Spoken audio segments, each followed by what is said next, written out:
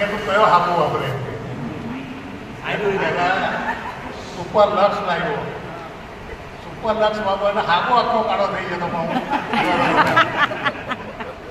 પછી life boy વાપરી જોયો.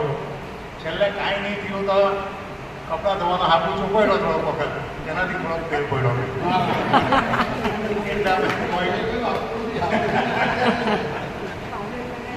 પણ એક કહેવત છે આપણામાં કે friend in need is friend in need. જરૂરિયાત એક કામ લાગે છે મિત્ર, પણ એમાં બી સંભાળવું પડે ઘણી વાર દોસ્તીમાં. અમારા કોલેજના ગ્રાઉન્ડ આગળથી બે જણા ચાલતા તિથલ રોડ કરવામાં આવતો. એટલામાં પાનના ગલ્લા પછાડી બે સ્ત્રીઓને આવતી હોય એટલે બંને જણા પાનના ગલ્લાની પછાડી ભરાઈ ગઈ. પેલો કે તું કેમ ભરાઈ ગયો, પેલો કે તું કેમ ભરાઈ ગયો, પેલો કે તું કેમ ભરાઈ ગયો, પેલો કે તું કેમ ભરાઈ ગયો.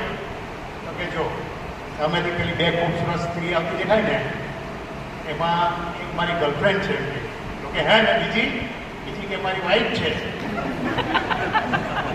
તો કે ગભરાયું કે મારું બી એવું જ છે.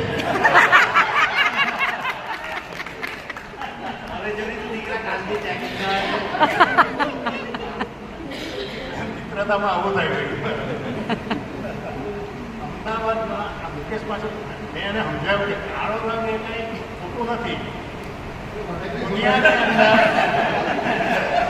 દુનિયાની અંદર જો કાળી વસ્તુ પેદા થઈ ન હોત તો સફેદ વસ્તુની કિંમત થાત નહીં.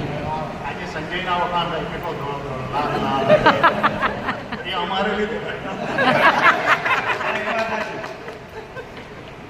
આજે બધા જો દ્વારા કોઈ કિંમત નહીં કરશે.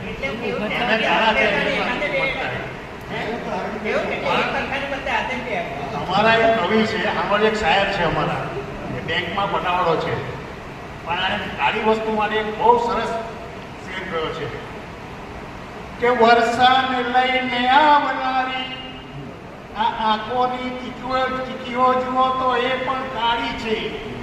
કે તમે અમન ચમનના સુખ ચેન આપનારી આંખોની ચીકીઓ જુઓ તો એ પણ કાળી છે.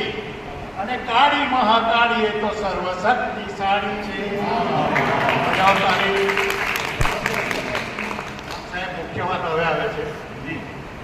વચ્ચે ભરતભાઈને ના ઉંબાડીઓની પાર્ટી રાખી. આપણા ભરતભાઈ દેસાઈ માટે ગાયબ છે હમણાં.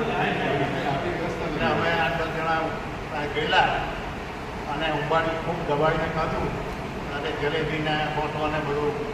ઘેર જઈને હું સૂઈ ગયો તો મને એક સપનું આવ્યું. સપનાની અંદર પાછું એક સપનું આવ્યું.